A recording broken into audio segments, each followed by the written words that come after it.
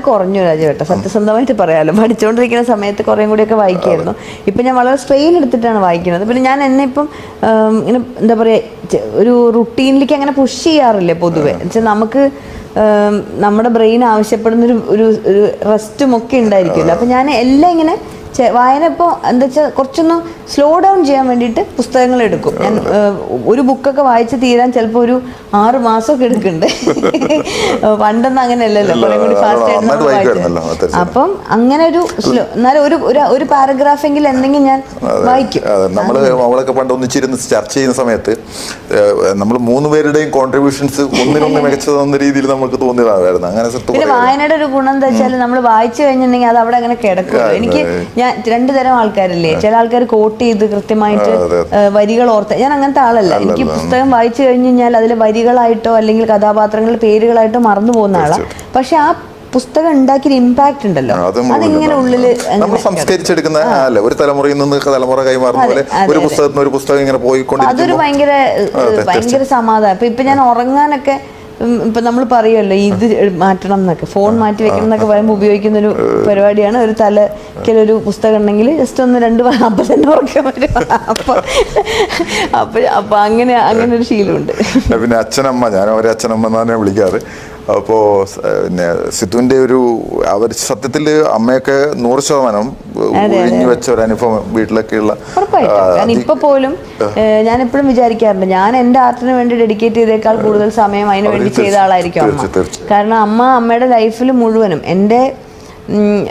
എൻ്റെ മുഴുവൻ ഓർമ്മയിൽ മുഴുവനും അമ്മ ഇങ്ങനെ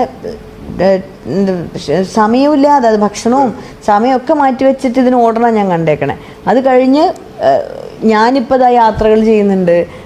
ഈ ഒരു ആർട്ടിൽ തന്നെ ഞാൻ ജോലി കണ്ടെത്തിയിട്ടുണ്ട്. ഇപ്പോഴും അമ്മ അതേ ജോലി തുടരുകയാണ്, സായുവിൻ്റെ കൂടെയാണ്. ഇപ്പം സത്യത്തിൽ അമ്മ സായുയുടെ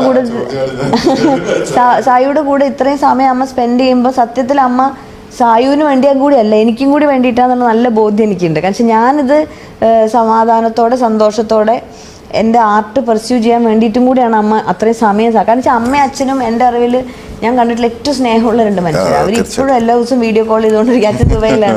അപ്പം അവരങ്ങനെ പിരിഞ്ഞിരിക്കാൻ പറ്റുന്ന ആൾക്കാരേ അല്ല. പക്ഷെ സായിന് വേണ്ടിയിട്ടാണ് അങ്ങനെ ഒരു എന്താ പറയുക, അമ്മ ഞങ്ങളുടെ കൂടെ നിൽക്കേണ്ട ഒരു സാഹചര്യം ഉള്ളത്. അച്ഛൻ ഒരു ഇല വീഴുമ്പോൾ ഞാൻ അച്ഛനെ കണ്ടുള്ള ഒരു ഇല നിലത്തേക്ക് വീണ് കഴിഞ്ഞാൽ ആ ഇലക്ക് എന്തെങ്കിലും പറ്റിയോ നോക്കുന്ന ഒരു മനുഷ്യനാണ്. അത്രമാത്രം ഓരോ ഹൃദയത്തിൽ നിന്നാണ് സംസാരിക്കുന്നത്. ഓരോ വാക്കുകൾ അത്രമാത്രം അറിഞ്ഞോ അറിയാതെ ഒക്കെ വരുന്ന വാക്കുകൾ മറ്റുള്ളവർക്ക് ഒട്ടും വേദനിക്കരുത്.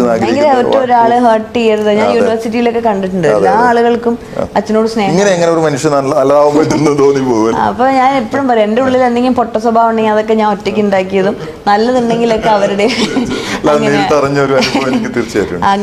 അങ്ങനെയാണ്.